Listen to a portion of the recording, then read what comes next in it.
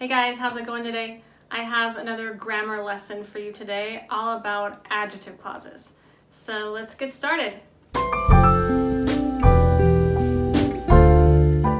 What is a clause? A group of words with a subject and a verb.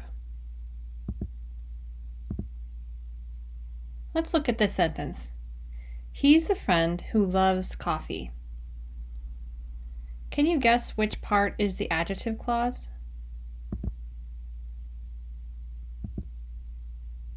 He's the friend who loves coffee.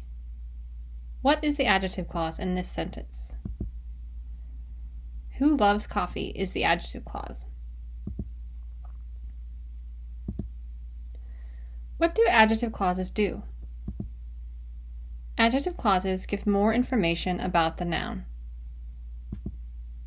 What makes this friend different from another friend? This friend likes coffee. So you're trying to differentiate between the two friends. So you describe the noun more. Friend is the noun. Which one are we talking about?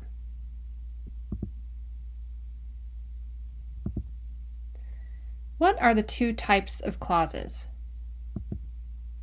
One is independent. That means that it can stand alone and is a complete sentence. Another one is dependent. It cannot stand alone and can act like a noun, adjective, or adverb. So in this presentation, we're talking about ones that act like an adjective.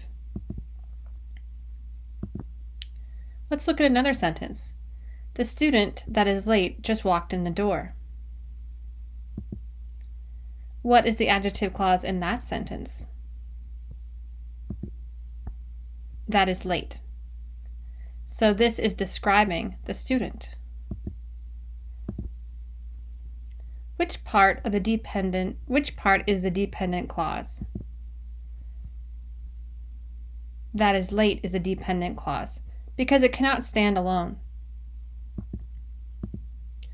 Which part is the independent clause?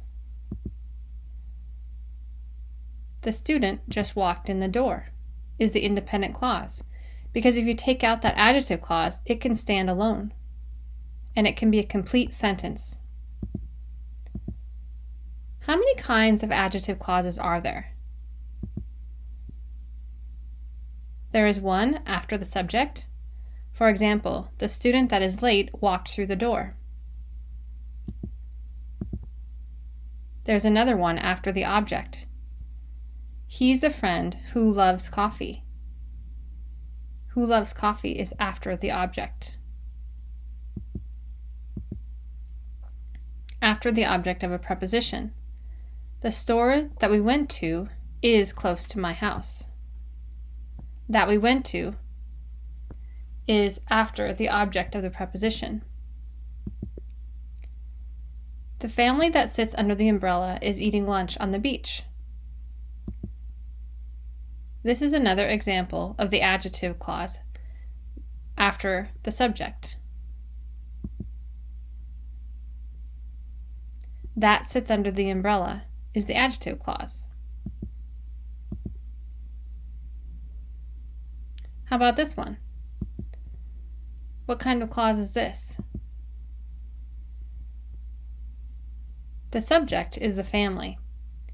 So this one is the one that comes after the subject. Let's look at this sentence. I paid for the bills which were due on the 1st. What's the adjective clause in that sentence? Which were due on the 1st is the adjective clause in that sentence. It's describing the bills.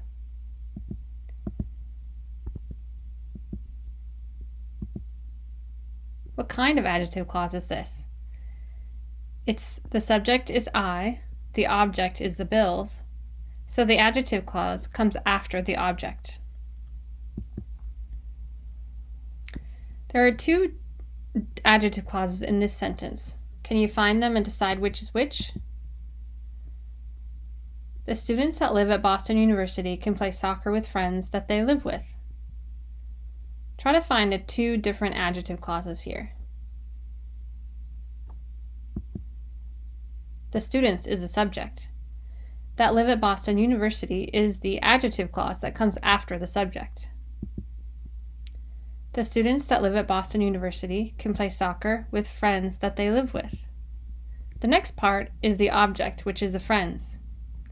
That they live with is the object after the preposition with.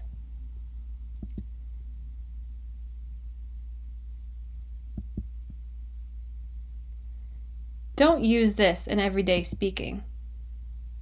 The students that live at Boston University can play with friends with whom they live. Notice how formal this is to say with whom they live. When we're speaking in everyday English, we don't say this. We only would see this in novels or maybe some formal writing. This is an example of a formal use of the adjective clause that has the object of the preposition. Which cannot refer to people, only inanimate things. This is the difference between that, who, and which. That and who are for people. Notice that is more common than who. Again, which cannot refer to people, only inanimate things. That can refer to people, animals, and inanimate things. Let's look at this example again. He's the friend who loves coffee. The student that is late walked in the door. I paid for the bills, which were due on the 1st. Notice that bills is inanimate, so we would use which. When is it okay to not say that or who? When can you leave them out? The relative pronoun can be left out when it's the object. For example, the students that live at Boston University can play soccer with friends that they live with. We can take out that here. Now, let's look at this example. The students that live at Boston University can play soccer with friends they live with. So now you can see that it's okay to leave it out. The students that live at Boston University can play soccer with friends they live with. Notice that we have to keep that one there because that one is the subject. The other one is the object, so it's okay to leave it out. Okay, that's all for now. Hope you guys have a good day. Bye.